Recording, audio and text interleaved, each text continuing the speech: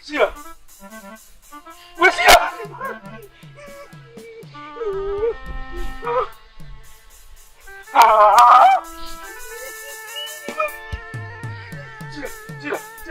Sia! Wewe Sia!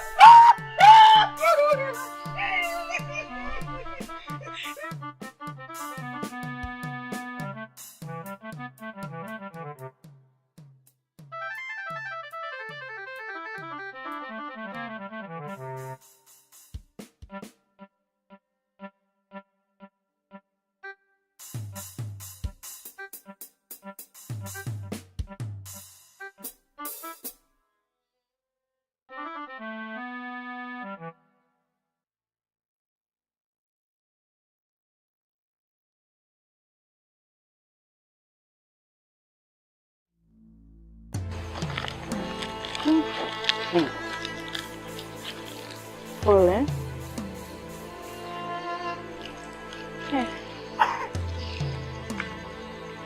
Hivi kwani ilikuwaje? Dada, matatizo ni yale yale tu. Yaani uwezi amini, asubuhi natoka kwenda chooni nimekutana na vitu vya ajabu na vya kutisha kiasi kwamba vimenipelekea kupoteza hadi fahamu na kujikuta hapa nilipo. Vitu vya kutisha?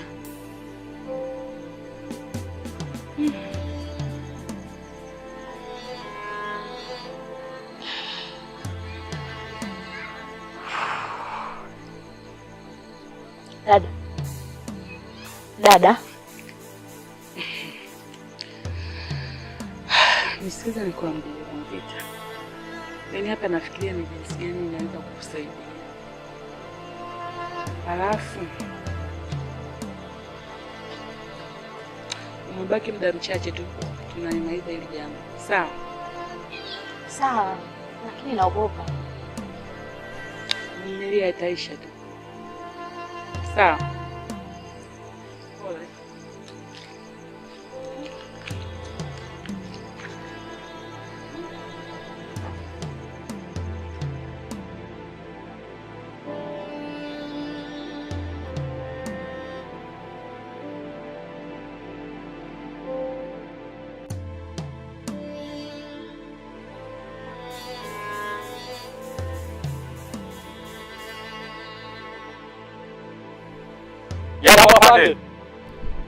Jambo.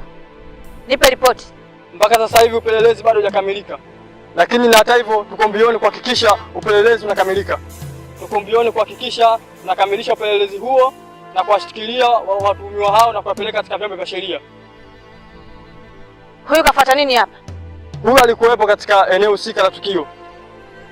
Adamu, unasema upelelezi haujakamilika, alafu unasema huyu alikuwa siku ya tukio. Mbona tunafanya kazi bila kuelewana? Huyu tumemchukua ili tumoje kuhakikisha kwamba tunapata hizo taarifa husika. Pande. Kwa hiyo mimi nimkatakuni tu. Sina kosa lolote. Ila nashangaa umenipa tu kesi ya mauaji ambayo mimi hata sifahamu. Kwema hapo jamani? Kwema, kwani umeambia hapa sio kwema? Hapana. Mimi huyu kijana namfahamu vizuri tu.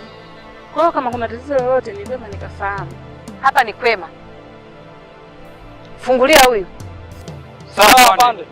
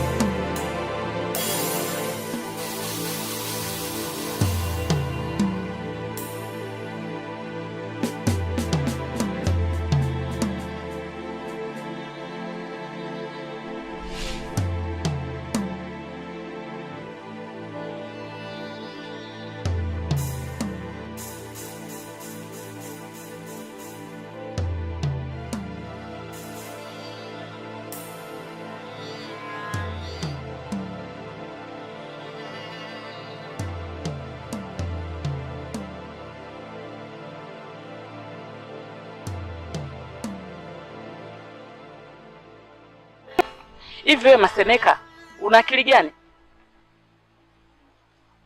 Kwa nini unanitetea mdogo wangu kiasi hicho? Hivi hujui kama yule ni mjamzito? Unajua kila kitu na unajua kabisa hali yake anatakiwa awe karibu na wewe. Lakini wewe akili zako unaona kama hujielewelewi. Kwa nini akili inakuwa hivyo? Au mnataka muue mdogo wangu na uchawi wenu? Bana. Nahangaika sana ili kwa ajili ya familia yangu. Mimi pia naona kabisa. Ndio maana nimekuja hapa kuja kumwangalia. Sawa shemeji yangu. Alafu soshe, naomba sana msamaha, nisamehe kama mimi nimekosea. Kwa sababu mimi unajua kabisa kama maisha sasa hivi yashakuwa magumu sana. Inapaswa mimi nihangaike familia yangu ile ili mradi ikae sasa hivi. Yaani kwa kifupi ikae sawa. Yaani wewe kichwa chako nishajigundua ni kibovu sana. Hujielewi na kuanzia sasa ndogo wangu utamuona nyumbani kwako. Shemeji? Utamuona nyumbani kwako. Hatuna shida kama hivi unavyofikiria.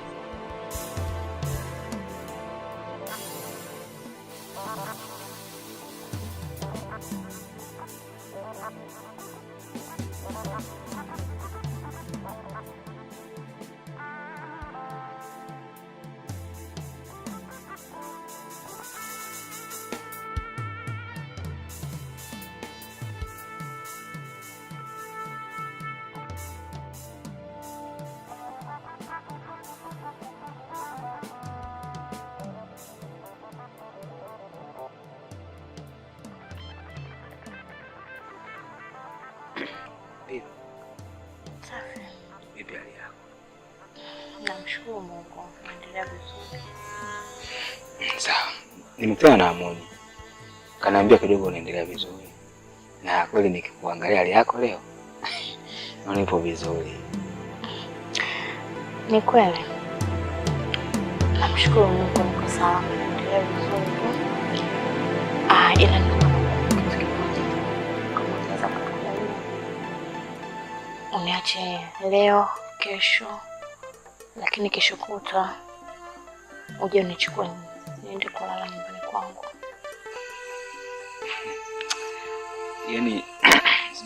Yaani mimi kwa mimi mimi sina wasiwasi. Kwa sababu wewe ukiongea kitu leo sawa. Haina shida. Wewe tena. Labda zingine kwa mtu mwingine.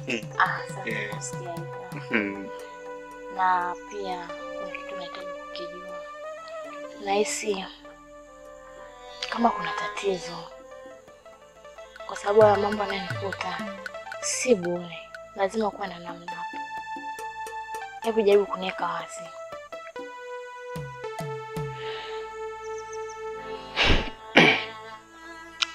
Sikiliza mke wangu. Unajua haya maisha tu. Sawa. Alafu misukosuko kawaida ipo kwenye maisha. Mimi nadhani kwamba hapa tumsikitofaa tumuombe Mungu. Mambo yatakuwa sawa kabisa. Alafu kutokana kwa sababu hali yako hii siri, haipaswi wewe kitu chochote kingine. Hapo tumsingi cha kufanya tufikirie tu kwamba mtoto wetu anatoka salama basi. Lakini ukikaa hiyo kwamba sina vitu vingine hamna. Basi sawa. Nimekuelewa. Usiku mkubwa sasa, ngoja mimi nikapumzike. Mbona namna haraka haraka leo sijakaa tukaongea vizuri. Sijata mwanangu sijamsalimia. Unaacha nikapumzike bwana, mbona mshadi na maneno. Mimi ni jadi yangu. Niko na mtoto mzuri kama wewe. Yaani. Asili basi. Bwana.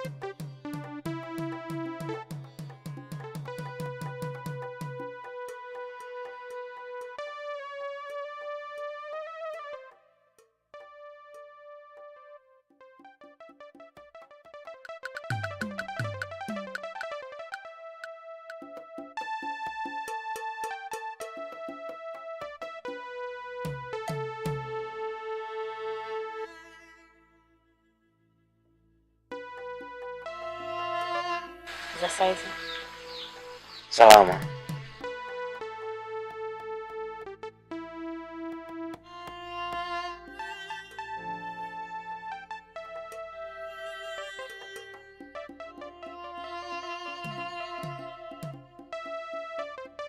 Chamiwa, unafanya hapa nyumbani kwangu? Maseneka, nafikiri unafahamu wazi kabisa kilichonileta. Unajua wazi kabisa kilichonileta mimi hapa.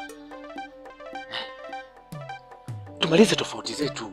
Mimi na wewe tutagombana mpaka lini? Mimi na wewe tutakuwa kwenye ugomvi mpaka lini? Nisikilize, sawa? Unajua wewe ndio umesababisha mpaka mimi maisha yangu yote yanakuwa hivi, sawa? Alafu huo pumbavu wako unaongea. Nishakwambia kabisa, sina habari na wewe. Tena unisikize kwa makini. Tena kaa mbali na mimi, sawa bana? Ukifanya hivyo utakuwa unakosea. Kwa sababu gani? Mimi nakwambia, sawa? Hatuwezi kupata suluhisho ya chochote kama sisi wenyewe hatuwezi kuamua jambo. Kwa sababu gani nakwambia? Hivi unavyokuwa kama yote vita hicho issue nzuri. Chamiwa, haya maisha niliyochagua mimi, sawa? Ni haya.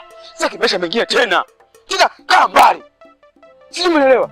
Sitaki chochote unaongea mimi mpaka nikuelewe wewe. Lakini Maseneka, unajua wazi kabisa kwamba hakuna suluhisho bila sisi wenyewe kukaa chini tukazungumza hili swala. Sasa ukiwa unaonyesha kama hivi mivutano kama hii, ni lazima tutatengeneza tatizo. Suluhisho gani?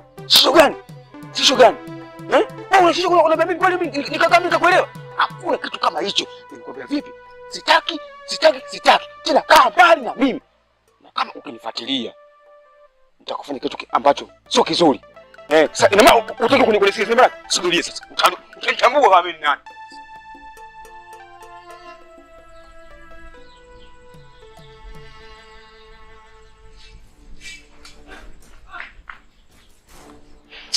Mbavu mkubwa. Nitakuja kukuua. Wewe ndio usababisha mpaka mimi niko kwenye matatizo. Mpaka leo mimi naishi maisha kama haya. Mimi napenda maisha kama haya. Wewe mshenzi nini wewe? Alafu wewe. Shenzi time.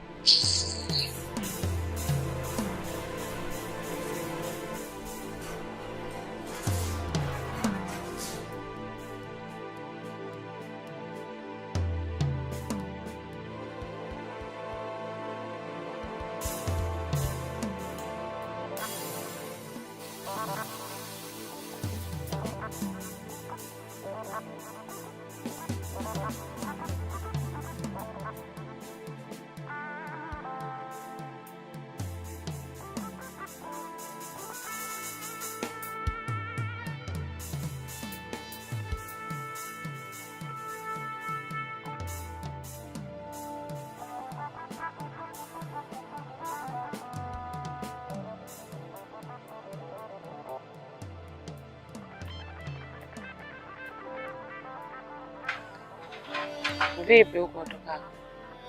Umefikia wapi na kaka yako Mseni? Mke wangu, mambo ni yale. Kaka hataki kunielewa kabisa. Imefika hatua anathubutu kunikimbiza na panga. Tena mbio. Mimi ndugu wenu hata siuelewi. Kiufupi, kwa sababu nyinyi hamna baba wala hamna mama. Kwani mnachogombania hasa? Hebu naomba uniambie kipi mnachogombania nyinyi? Mnanichanganya mjue. Unanichimba? Nakuchimba? Ugomvi wangu mimi na kaka unahusiana nini na mada unaoleta sasa? Kwani wewe hujua tu swala kwamba mimi nagombana na kaka yangu ilikuwa haitoshi? Wewe unachotakiwa kujua sasa ni kuhakikisha tu kwamba mimi naelewana na kaka yangu na si vinginevyo. Upumbavu unaoletea ni wa aina gani? Naona mimi kukuuliza na kuongea haya nimekuwa nimekosea. Naomba unisamehe mume wangu. Sawa? Nilikuwekea maji haya ili ukirudi ukaoge.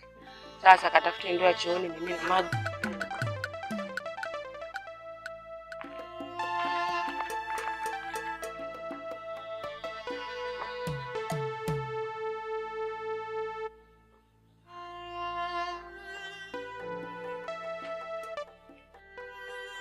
Shemeji, toka nimefahamu bwana Maseneka, kiukweli mtu ambaye mtaratibu sana na kuona, ila kinachonishangaza hataki kuniambia ukweli kuhusu maisha yake, ni nini ambacho kinamsumbua. Yaani kiukweli sina kumuelewa na maana gani, ila mimi nitajitahidi tu kadri ya uwezo wangu wote niko nao, nitahakikisha nafahamu ukweli. Kwa hiyo usijali shughuli yangu. Nitashukuru sana shemeji, lakini simuelewi mtu wangu sababu hataki kuniweka wazi. Ikiwa kama mimi mtu ambaye naishi naye, mke wake ambaye naishi naye namka naye, hataki kuniweka wazi, sijui kwa nini. Lakini pia nahitajika kuwa makini kwa hili. Basi sawa shemeji, nimekuelewa. Basi sawa, wakati mimi naenda shamba pale kuna kazi ndogo nimalizie. Baadaye tutakutana basi. Sawa.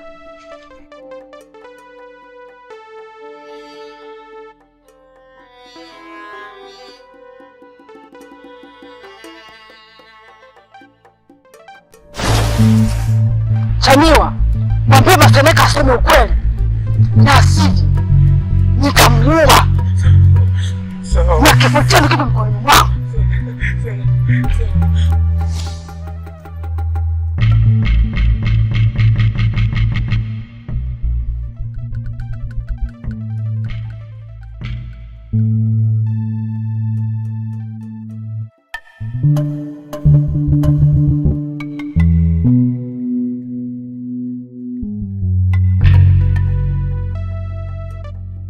Shemeji, habari? Maseneka yuko wapi? Hebu tulia kwanza. Kwani kitu gani? Shemeji, mimi namuulizia Maseneka, maswala yanitulia na usiana nini? Mimi nataka kuongea na Maseneka. Yuko wapi? Wajua nyinyi nimechoka. Kila siku mnakaza kunipandisha pressure, kunipandisha pressure. Hebu mnaonea huruma na hii hali yangu. Shemeji, mimi nimekuja hapa na shida na Maseneka tu. Sihitaji shida nyingine yoyote. Maseneka mimi nataka kuona naye nizungumze naye. Maseneka ajui mimi ninapoteseka. Mimi naumia sana. Maseneka yeye afahamu hilo. Ushanielewa vizuri? Mimi nataka nione na Maseneka niweze kuzungumza naye. Kama yupo naomba niambie yuko wapi. Kama hayupo naomba niambie pia. Sio kama unanisumbua sumbua tu. Mimi nataka kujua kama Maseneka yuko wapi. Basi niambie hizo shida zenu. Maana nishachoka, kila siku mnanipeleka kunitia pressure tu. Au mnataka kuniua na hii hali yangu? Shemeji, mimi nateseka. Mimi ndo napata shida. Mateso ninapata mimi hayafanani na anayopata na Maseneka. Mimi ndo nateseka.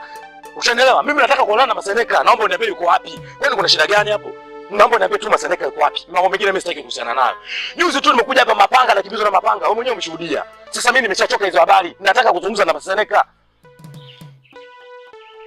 Maseneka yupo shamba. Asante.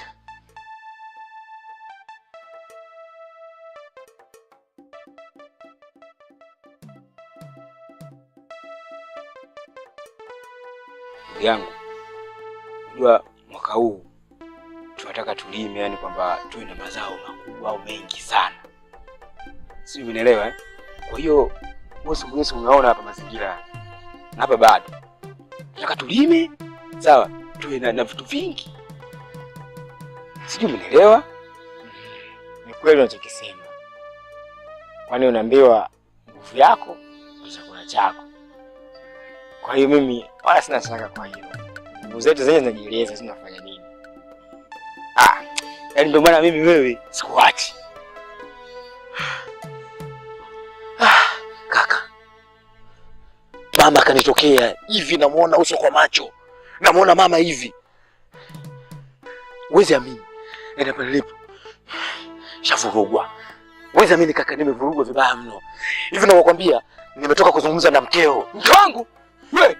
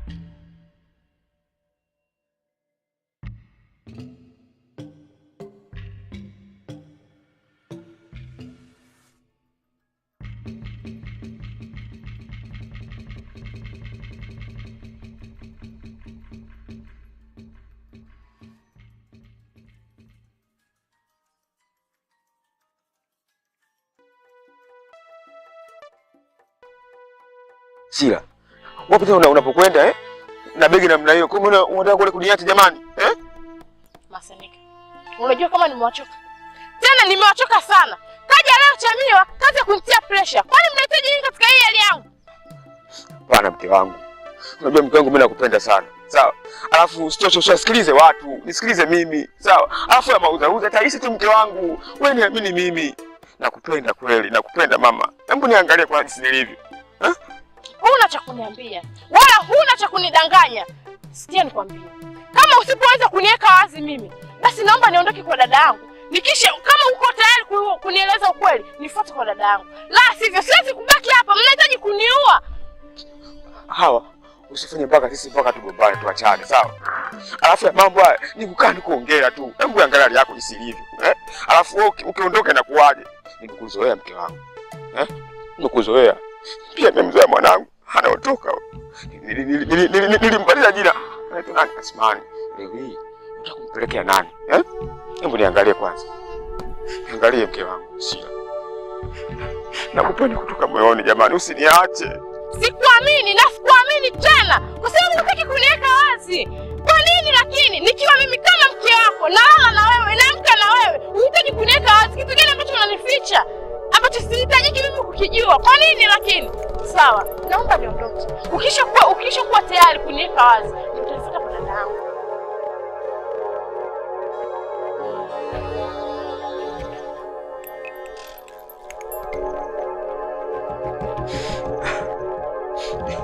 Ni hivi Mbona kila kitu hivi?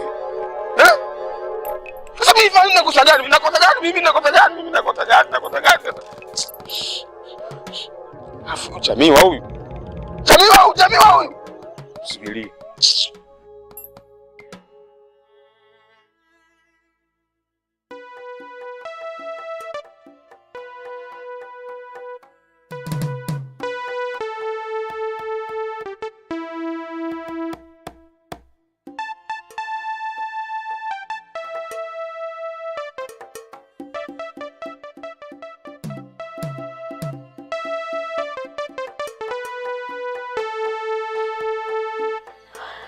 Dada, kiukweli nimechoka. Tena nimechoka sana tu. Mauza nayoletewa nyumbani kwangu kila siku. Mara Chamiwa, mara mume wangu. Kama leo umekuja kunistua, sitakuja kufa mimi kweli dada.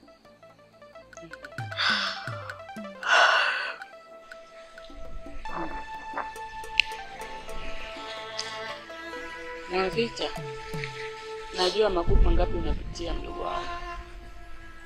Naelewa kila hali unayopitia. Alafu mbona hutaki kukata tamaa? Dada, hebu angalia hali yangu.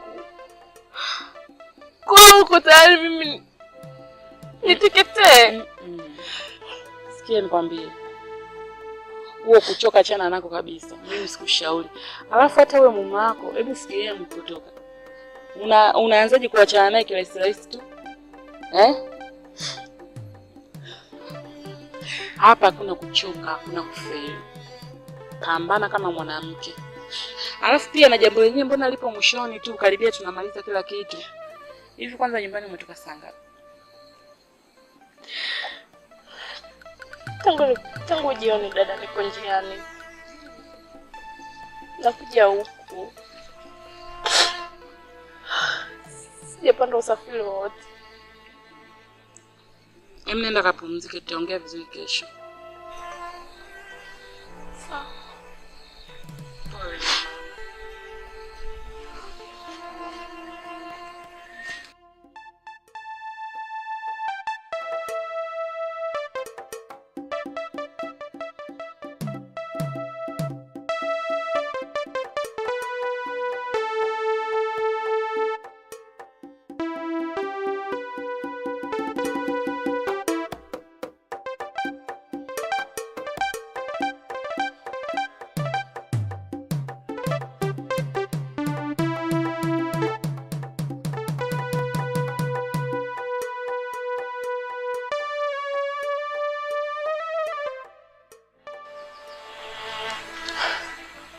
yangu Amoni.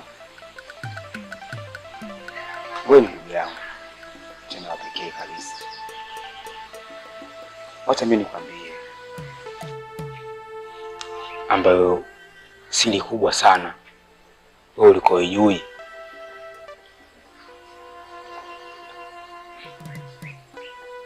Chamiwa mimi ni ndugu yangu. Tena sio ndugu yangu unavyofikiria wewe hivi hivi. Ni mdogo wangu kabisa Chamiwa. Baba mmoja, mama mmoja. Na haya matatizo yote yanatokea, mauzauza sio nini. Mimi najua.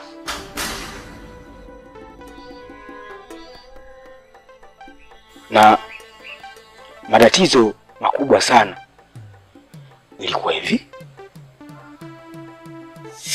Mariamu, mpenzi wangu, katika siku ambazo umeniudhi na umeniumiza moyo wangu, basi leo hivi Mariamu, hivi wewe wa kuthubutu kutoka na yule jamaa tena mchana kweupe kweli? Kikweli katika dharau hii umenidhihirishia dharau kubwa sana.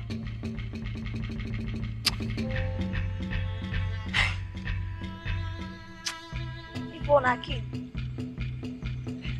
Umeshakuwa sina akili tena. Nakuuliza tena, una akili? Bwanangu mimi nimetokana naye mimi, wewe nakuuma? Lakini Mariamu, hayo ni majibu ya kunijibu mimi kweli? Mpenzi wako nani?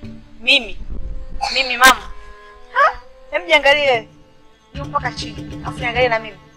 Hebu niangalie kwanza. Mimi na tunaendana na wewe. Hatufanani hata kidogo. Sawa.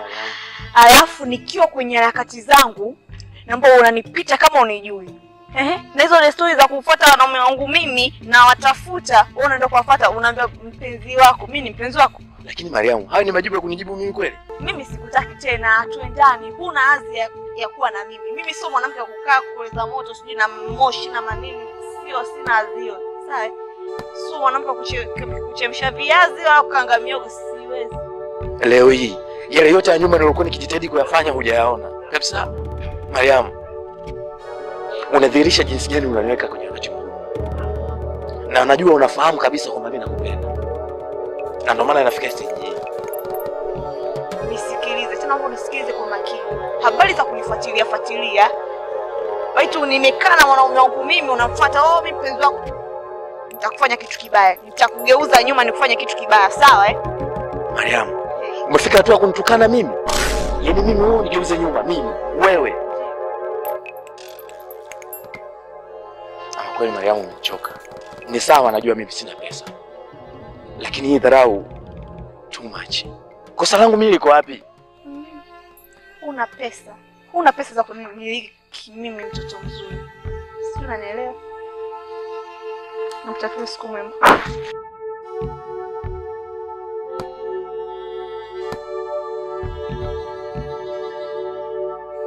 Mariamu, hivi ni huyu nimemfahamu mimi au kuna Mariamu mwingine ambaye nimekuja naye hapa? Hapana.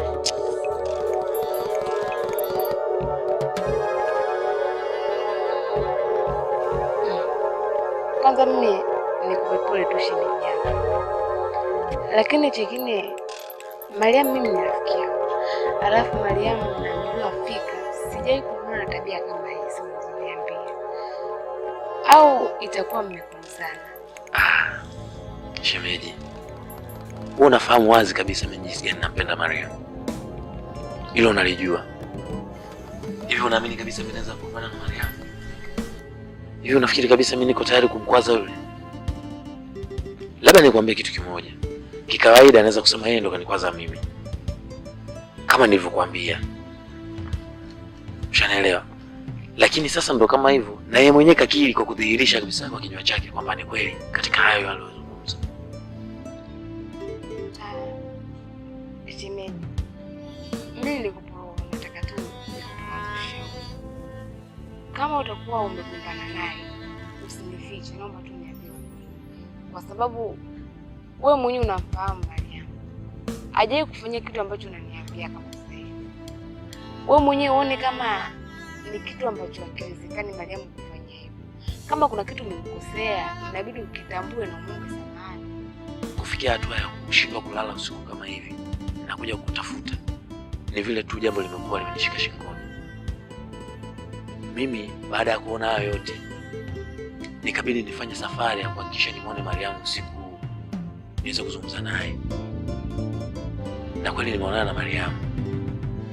Kitendo cha kujibiwa vile nilivyojibiwa jeuri na matusi pia haikunifanya mimi niridhike nikaupata usingizi pasipo na kufuata wewe uweze kunisaidia. Kiukweli mimi sijakosea Mariam. Ila Mariam kama nakwambia, yeye ndo anikosea mimi. Basi kama ni kweli kuna kutushia, mimi labda cha kukusaidia hapo, kesho nitaenda kwa Mariam, nitaenda kuzungumza naye. Huenda mimi rafiki yake. Sasa hapo utakuwa umenisaidia sana. Yaani utakuwa umenisaidia sana Shemu. Shemu, mimi nampenda sana Mariam na unalifahamu hilo. Sasa usijali Shemu. Mimi kesho asubuhi tu nitaenda. Basi sawa Shemu, mimi nakutegemea sana. Sawa. Ila unaonekana umevuga mpaka leo umekaa chini. Wewe Shemu, acha tu. Yeye nakwambia hapa mwili wangu hauna hata nguvu, miguu yote imelegea. Sina nguvu kabisa, akili imechanganyikiwa.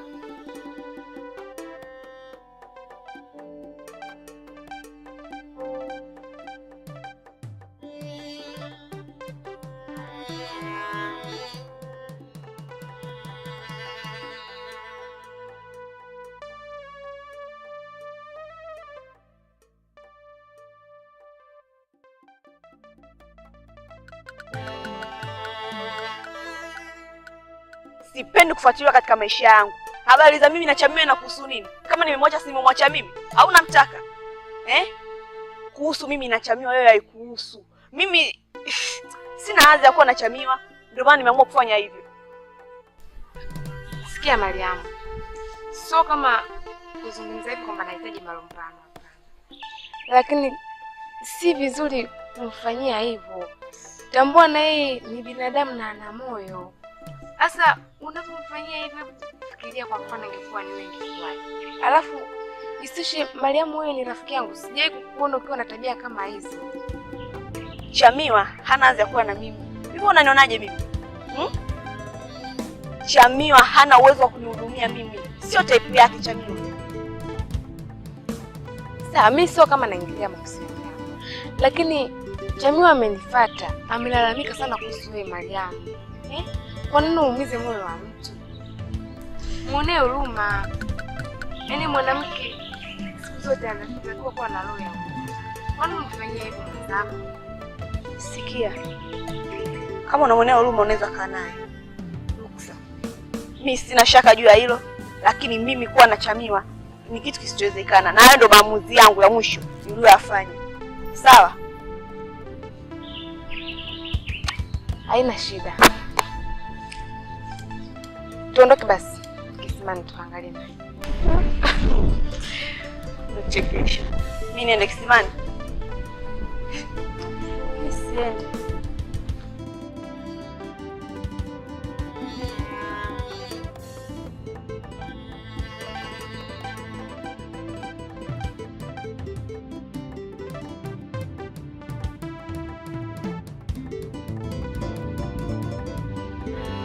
Kaka, hivi kwa nini ushauri wangu unaopuuza? Au kwa vile mimi ni mdogo kwako? Au umeridhika na haya maisha ya kusema tunakuja shambani? Hakuna kitu. Mkubwa yule pale unajua kabisa maisha yanaishi. Bila sisi unafikiri tunaweza kusogeza chochote?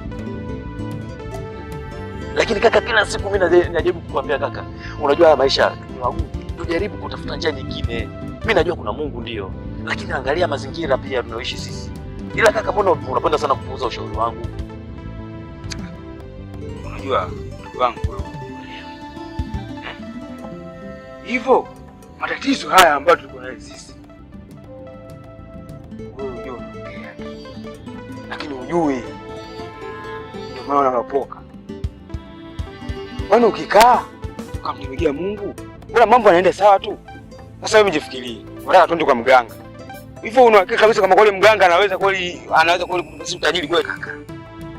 Mimi naamini 100%. Kwa sababu kuna watu ambao wametoboa maisha yao kupitia hao waganga. Kaka, unaona Msomali, wanamwita Msomali. Yule anayemwita Msomali yule. Sawa. Mpaka sasa hizi mashamba yake kila shamba kienda kuvuna. Ziko chekwa. Wewe. Unajua nini? Kwa sababu ya waganga. Umenielewa? Hata yule jamaa yule wa dukani pale alianza kama Marcelo, mwenyewe ulikuwa unaona anaanza mdogo, lakini sasa yule pale nini? Juhudi za kwenda kwa waganga. Nimefanya tafiti na ndio maana nakwambia. Lakini kaka, tatizo lako wewe, kila nikikwambia kitu waga unalipuuza, sijui kwa nini. Mimi nahisi hizo ndoto zako za usiku, sijui ndio mimi sikuelewi. Wewe unaona kabisa unaota ndoto za usiku. Wewe msubiri nisikilize. Yaani unajua kabisa. Maisha jinsi yanavyokwenda, afu familia yetu twende kwa mganga. Hivi inawezekana vipi? Sasa tunazoela. Kaka. Ngoja sasa nikwambie kitu. Kwenda kwa mganga sio lazima uwe na hela. Wewe unatengeneza makubaliano yenu, mafanikio yako wewe ndio unaenda kumwasilishia. Sio lazima kila kitu ufanye pale. Ushanielewa vizuri? Wewe kaka, usichokijua ni kitu kimoja tu. Unakuwa mbishi na ukae ujue kabisa ubishi wetu tunaofanya huu ndio unatupelekea pabaya. Tutakuwa tunaendelea hivyo kuendelea kunini, mwisho siku tunajuta, na ukae ujue kabisa kaka. Tuko hawa. Mimi na wewe tu. Ni umri unaenda. Umeona? Na sisi ndio tegemezi wenyewe. Tukizubaa kidogo maisha yanatupigia chenga. Mimi nimekuelewa. Ila kikubwa kinatakiwa sasa hapo hii siri tu mimi na wewe. Kwa sababu unajua kwenda kwa mganga sio masiala. Sikiza kaka, hili jambo lazima lisatimie. Alafu tutafurahi maisha. Unajua mimi napatwa na wivu sana nikiona watu wa kijijini hapa wanavotoboa. Kweli. Kijiji kidogo lakini angalia watu wanajenga. Sio nini? Usifikiri labda kwa njia za kawaida. Sasa tuna hali ya kusema labda tutafuna sana hivi. Tutoboe maisha kwa mtindo huu brother. Mimi ushauri wako umeuelewa kabisa. Sawa. Na kweli. Na kama kweli tukienda kwa mganga tukifanikiwa. Nahisi ndoto zako itakuwa imetimia mdogo wangu. Wewe usijali, taenda tu mwanangu. Sina wasiwasi mdogo wangu. Basi sawa. Ila hapa tena.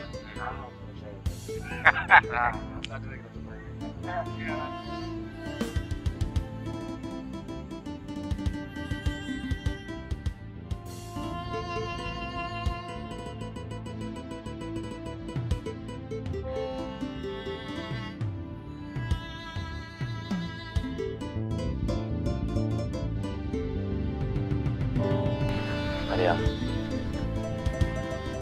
mimi nafikiri ningefanyaje? Mimi nimefanya yote kwa sababu nakupenda. Na ndio maana nikaamua kumshirikisha Asu. Na nikiamini kabisa yeye anaweza kuwa msaada kwangu. Unafikiri nitapata msaada wa nani katika kijiji hichi zaidi yake? Chamiwa, nimeshakwambia sikutaki. Kwani unanifuatafuata? Hapo sio mapenzi ya lazimishi, unajua. Na wanawake katika kijiji wako wengi tu. Kwani usitafute wengine? Mimi najua shida ni nini, Mariam. Na kila tatizo linatafutiwaga suluhisho. Na mpaka kufikia hatua hii na itafuta suluhisho la tatizo hili. Hakuna kingine zaidi ya pesa tu. Hakuna kingine. Na naamini kabisa nitaitatua hili. Mambo nivumilie. Na mimi nitakuwa na pesa, maisha yangu yatakaa sawa. Utafurahia, utaenjoy kuwa na mimi. Sikia. Tafuta pesa. Ukipata, utafute. Sawa. Lakini kwa kipindi hiki tutaweza tafuta kwanza pesa. Ukipata kwa jona hapa mimi Chamiwa na hela. Nakutafuta. Sawa. Kama pesa utapata. Na naamini utavaa vizuri, utavaa hereni, utapendeza, utasuka nywele nzuri. Utakuwa mwanamke ambaye unahitaji kuwa. Bado kidogo tu. Hii ni kidogo sana.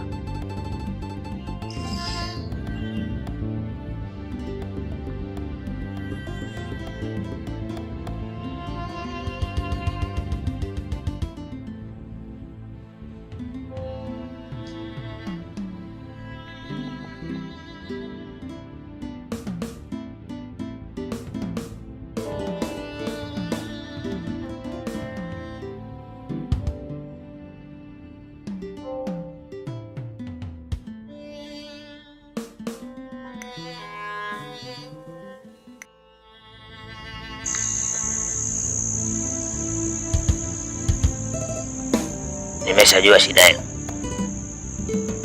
Uganga sio kazi dogo. Sinione nimekaa hapa Kiligeni.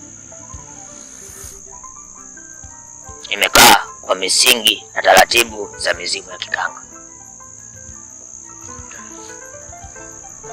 Sasa mkitaka kupata ambacho mnakitaka, lazima mkubaliane na masharti na taratibu za kilinge changu. Sawa? Sasa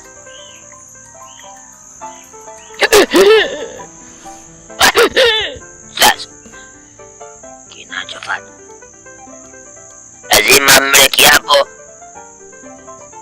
ndani ya kilinge changu. Mkikiuka hicho kiapo, kitakachowakuta ni kaburi.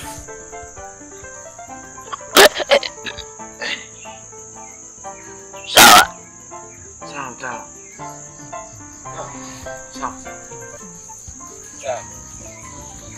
Hatupingani. Jana. Sasa kama mmekubaliana na masharti, kuna dawa nitawapa. Endapo mkavunja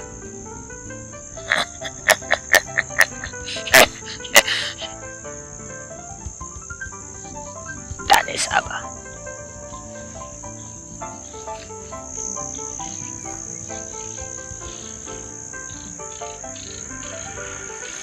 Najua mioyo yenu iko tayari, lakini nafsi zenu zina wasiwasi kwa kuliwaza kaburi. Kama mtaendana na masharti ambayo nitawapa, kaburi mtaliepuka. Sawa Manywele? Sawa? Mmeelewana? Sasa nawapa dawa, kila mtu atalamba kwenye ulimi wake. Hakuna shida.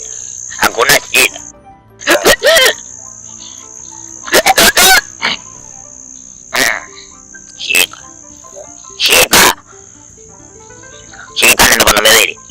Shika. Sawa. Shika na mikono miwili.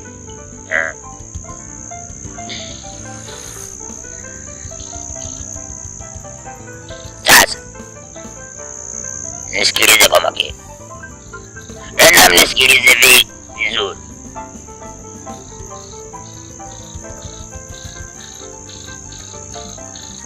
Dawa nimewapa nikiwa na maana. Hakuna tajiri unaokuja kirahisi. Sawa?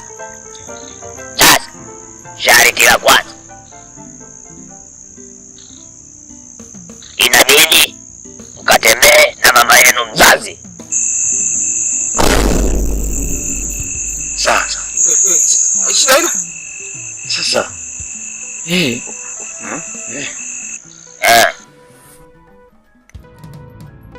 inabidi mkamwingilie mama yenu aliyewazaa ili mwendane na masharti ya mizimu na kilinge changu.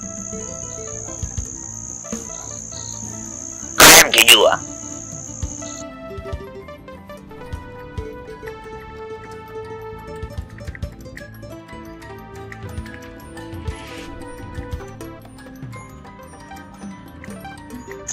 Jini gani we? Maua unaitwa kilingeni uji. Maua jini gani we? Naogopa. Nataka mambo mazuri halafu mnashindwa. Sharti langu ndo hilo.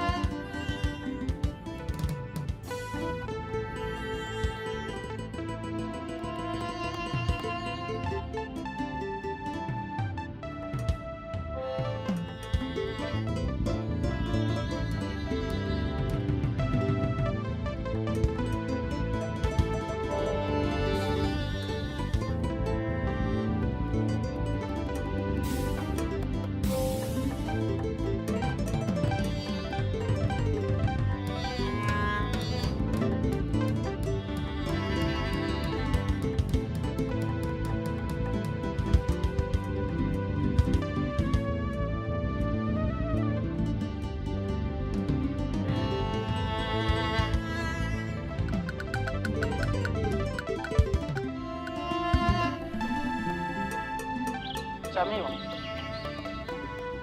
Chamiwa. Chamiwa.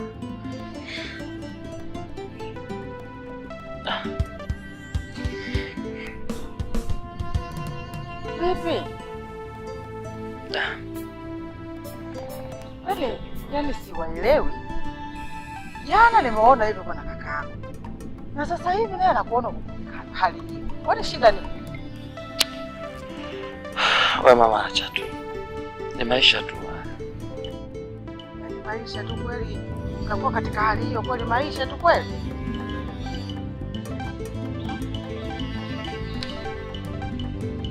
Mama, ni maisha tu. Hakuna kingine. Sasa kama ni maisha wanangu, utakuwa mnawaza maisha hivyo mpaka lini? Maisha yenyewe ndo haya. Kila kukicha afadhali ya jana. Kila kukicha afadhali ya jana. Sasa unakuwa na mawazo tu kila siku tu maisha tu mawazo ndio mnakuwa kwenye hali hiyo. Yaani kwa unakuwa mnaniweka kwenye wakati mgumu. Mimi mwenyewe mnaniweka na kwa na mawazo na wafikeni ili tuwaona mkubwa hivi. Sawa, nimekuelewa mama. Vipi, ulikunywa chai? Hapana, sijana. Wakati mimi naondoka kwenye kundi, niliacha viazi pale ndani kujisubiria. Ya, ni kweli mama, viazi niliviona. Lakini kutokana na vile mmeona jibu hajajisikia wakati huo, nikasema nitakula baadaye. Basi uende ukachemshe chai pale na ile viazi tukule pale. Maana kaka yako mpaka sasa hivi hajafika. Sawa mama.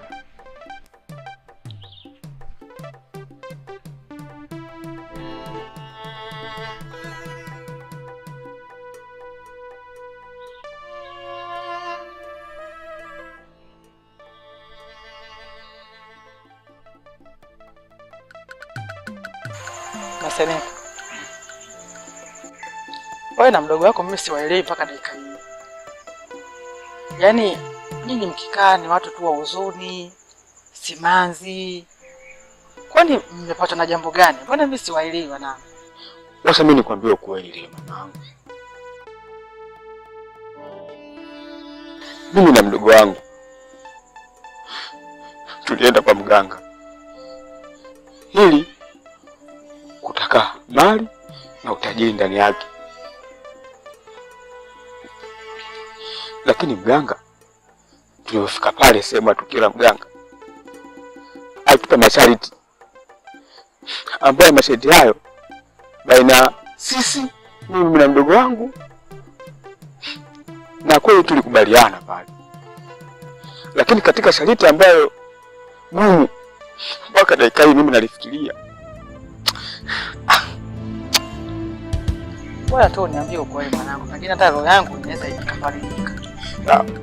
Nitakwambia mamangu, lakini nikikwambia mamangu, mimi unisamehe sana. Mimi ni lazi kama mimi mwanao. Sasa mbona unaniweka kwenye wakati mgumu? Kusamehe vipi? Mganga sharti lake alisema kwamba yaani wewe tukubake.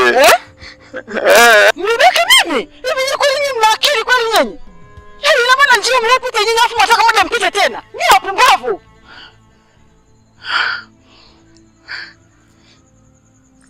Sasa nisikilize vizuri Maseneka. Tena kwa maana hapo nisikilize. Mganga amewasema anaambia kama mkikosa kutekeleza nyinyi mtakufa. Alafu mkifa mnapata adhabu chini ya ardhi.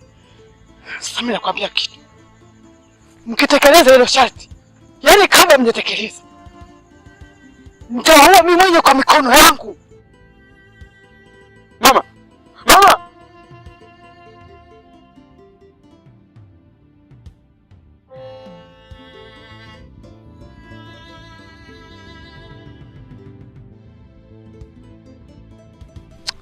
Kama Seneka, mimi sikuelewagi kabisa. Wewe hivi wewe kule unathubutu kumwambia mama amechongoka mbele pale, unafikiri inakuaje? Haya sasa ndio ushamwambia. Kinachofuata, kumbuka kabisa tumelamba dawa kule. Wewe mwenyewe unalijua hilo, tumelamba dawa kule kwa ajili ya hii swala. Time hii unakuja unamwambia bi mkubwa vitu kama hivyo, unafikiri inakuaje? Alafu sasa kibaya zaidi ni kwamba hivi, sasa ushamwambia tena na dawa tumekula. Kinachofuata? Yaani kwanza mimi sielewi. Unajua sielewi kabisa. Hivyo ujiangalie kabisa, nikwambia eti mganga eti mtupa sisi dawa, eti sisi kwamba sisi tutakufa, alafu sisi tumpake mama yetu. Hivyo kwa inawezekana vipi kitu kama hicho? Yaani mimi ningejua kama utakao unaleta upumbavu kama huu brother, mimi singethubutu kuingia na wewe kwenye hii swala. Mimi umenisikitisha kwa kiasi kikubwa sana. Hivyo wewe kama uliona kabisa ile swala lina ugumu, kwa nini ulihangaika kuingilia kati? Wewe ndio ulikubali, sio mimi. Kila wewe ulikubali kirahisi. Kirahisi kabisa. Eti sawa. Wewe uliniforce wewe. Nilikuforce kwa sababu tulishakubaliana tunaenda kwa mganga kwa ajili ya kutaka kupata pesa. Sasa hayo mengine yanatokana na nini? Yaani kaka, katika siku ambazo umenikera ni kama leo.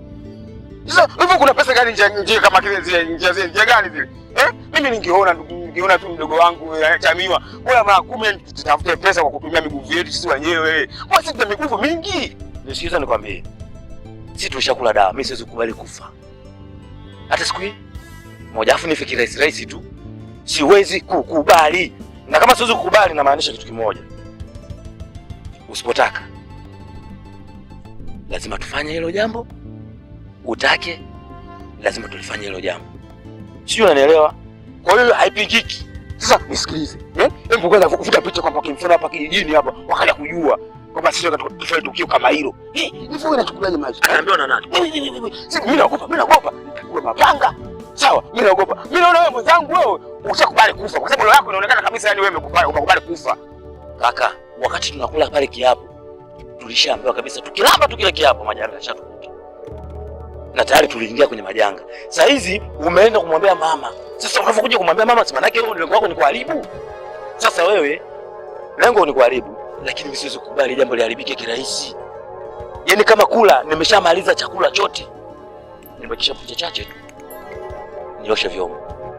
Unaelewa vizuri? Kwa mimi hapa palipobaki namaliza. Na usipotaka utafanya, utake utafanya. Yaani chochote utachotaka wewe kupinga lazima tufuate.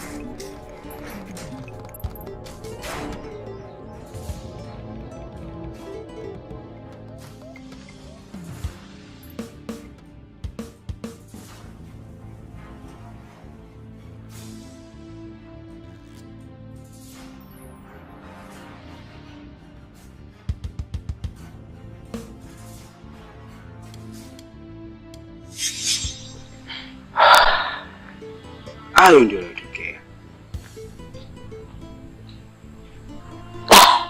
Masenika. Labda mimi nikupe pole tu. Na kingine cha kukwambia, kukupa moyo tu. Ila kuwa makini sana. Maana ile jambo si la kitoto. Ila kwa mimi ni rafiki yako na ndugu yako, tunaweza kuniambia siri kama hii. Nisikutegemea kama utakuja kuwaiba hata siku moja. Labda mimi nikutoe hofu tu. Nitakuwa na wewe bega kwa bega, kwa hali na mali, na kuhakikisha kwamba hamna mtu yote anayejua hapa kijijini. Wewe ndo nakuna kama rafiki yangu. Afu sio rafiki yangu, kama vile ndugu yangu. Kwa sababu kwa muda mrefu sana mimi na wewe tumedumu. Sawa, tumefanya mambo mengi sana. Na nimeamua kukuambia hii siri kwa sababu nakuamini sana. Na rafiki yangu wa karibu sana. Sawa? Kwa hiyo mimi nilikuwa mimi nilikuwa naomba bwana, au vipi? Nilikuwa naomba kwamba tuendeleze kule udugu wetu na urafiki wetu. Sawa? Usiishie hapa tu. Unaona? Miaka nenda miaka rudi tuwe pamoja. Mimi kama nimekwambia tu hapo awali, situmwambia yoyote. Itakuwa ni siri yangu mimi na wewe tu.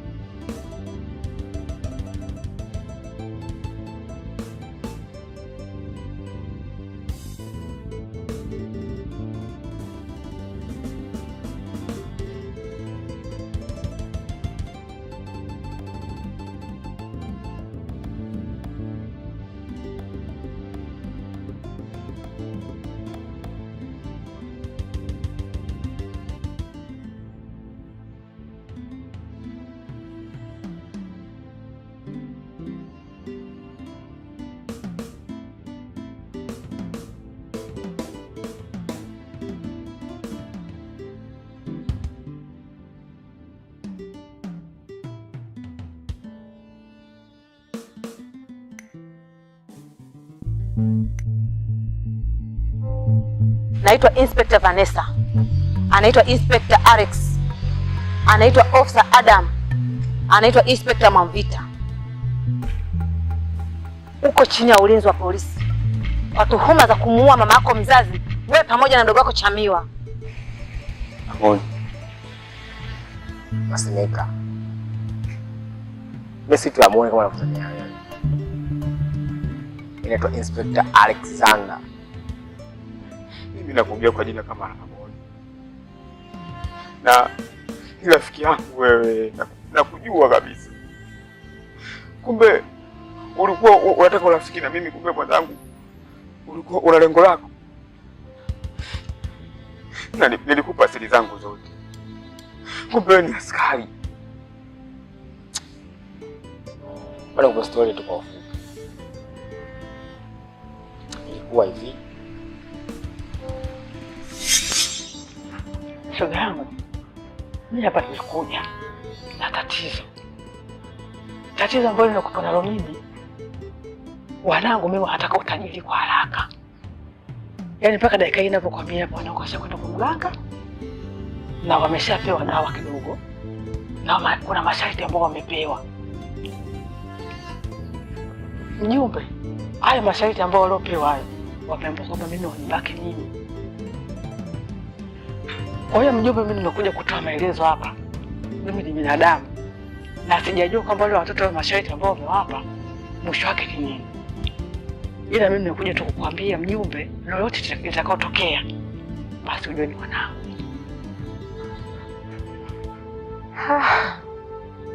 Pole sana.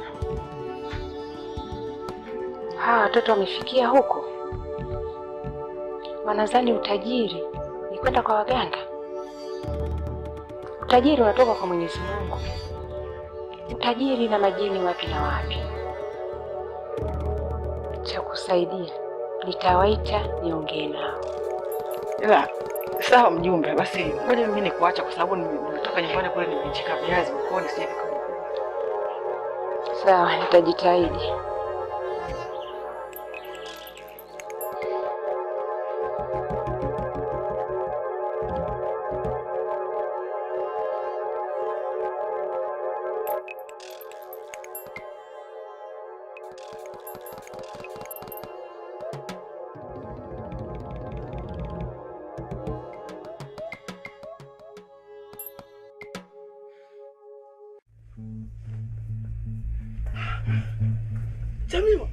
Chamiwa, unanifanyia hivi mimi mama yako kweli? Chamiwa. Chamiwa.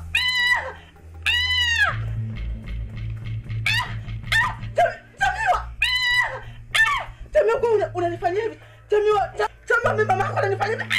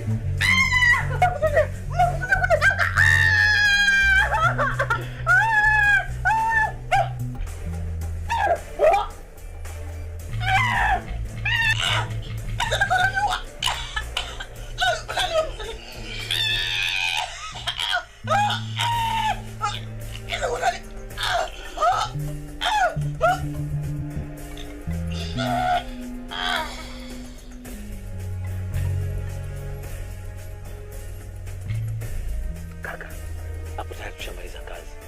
Na unajua kama tushaharibu. Unajua hilo? Sasa nachotaka nikwambie kitu kimoja. Hapa hakuna muda wa kuremba tena. Yaani hapa ni kijiji cha jirani. Tukiishi hapa nitakuwa. Sikiliza. Mimi mpaka dakika hii tayari nishamua mama. Kaka wewe unafanya nini kaka? Sikiliza.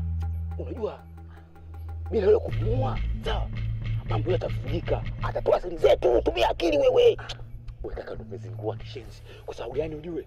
Yaani kumuoa ni kosa. Sasa hapa tunafanya nini? Mganga hajasema hivyo vitu. Wewe, wacha mimi.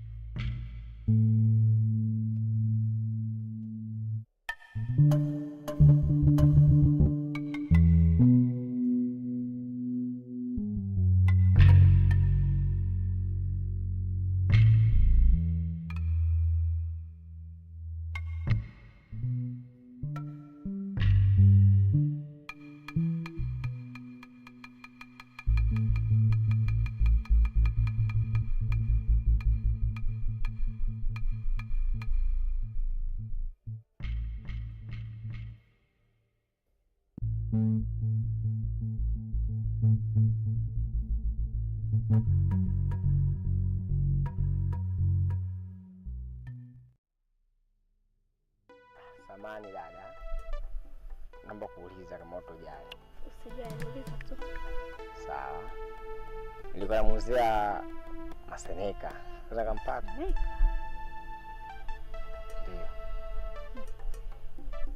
Kwa kweli mimi hata simjui huyo mtu.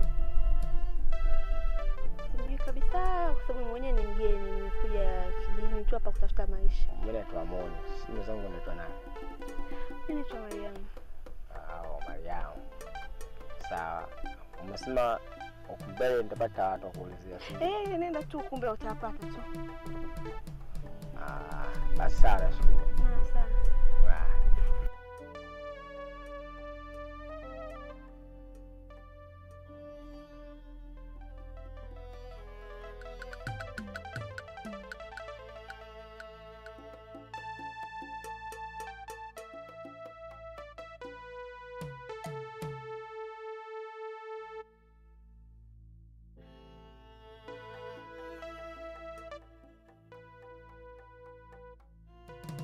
Habari dada.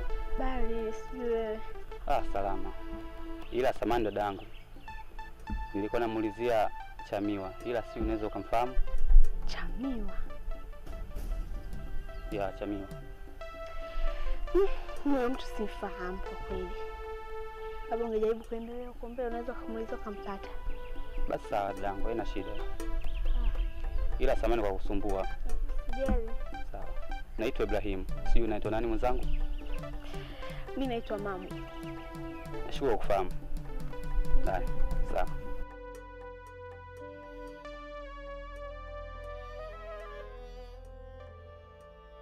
Kwa kwanza nikutana naye kamuulizia Maseneka. Kwa pili Chamiwa. Na watu washafanya tukio hapa kijijini. Na nani? Kama polisi. Kwa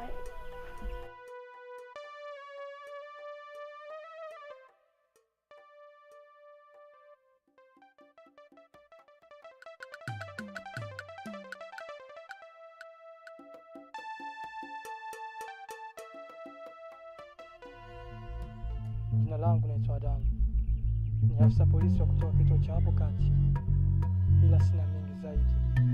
Nitampisha Inspector Amon aeleze shida iliyotuleta hapa. Kwa majina naitwa Inspector Amon. Tupo katika kijiji hiki kufanya upelelezi kuhusu kesi mwenzea Maseneka pamoja na bwana Chamiwa. Tumekushikilia wewe kwa sababu ulikuwa na mawasiliano na bwana Chamiwa. bila shaka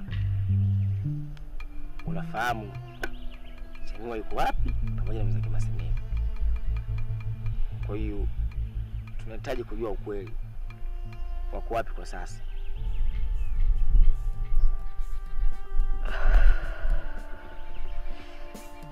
Ni kweli unachokisema afande. Mimi nilikuwa mpenzi wake na Chamiwa, lakini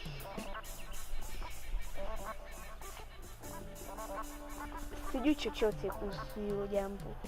Sijui wako wapi yeye na kaka yake, sijui, yani sijui chochote. Ila inavyosemekana wapo kijiji cha pili hapo. Ukienda unaweza ukakipata.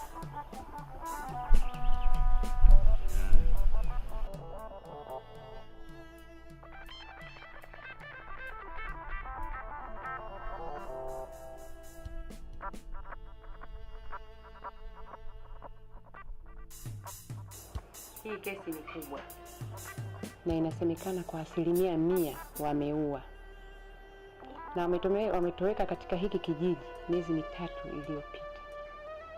Cha kuwasaidia, Chamiwa alikuwa na mpenzi wake anaitwa Mariam. Na Mariam alikuwa hapa kijiji? Bado yupo katika kijiji. Basi sawa. Ila mimi nikombe kitu. Nahitaji ushirikiano wako katika kesi hii. Kwa sababu kesi ni ngumu sana. Inabidi tumie akili nyingi na maarifa mengi. Sisi pekee tunatumaini hatutoweza. Ila nahitaji msaada wako kwa hali na mali kuhakikisha hii kesi tunaimaliza. Sawa. Tutashirikiana. Hadi sisi tuweze kwenda kama mabadiliko mengi. Haya, nashukuru. Hivyo ndivyo ilivyokuwa.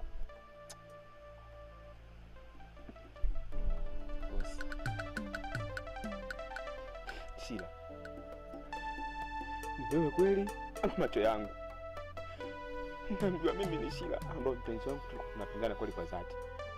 Na niliamini sana kama kweli wewe ni mpenzi wangu kwa sababu kwanza una kiumbe changu. Na tulipanga mambo mengi sana.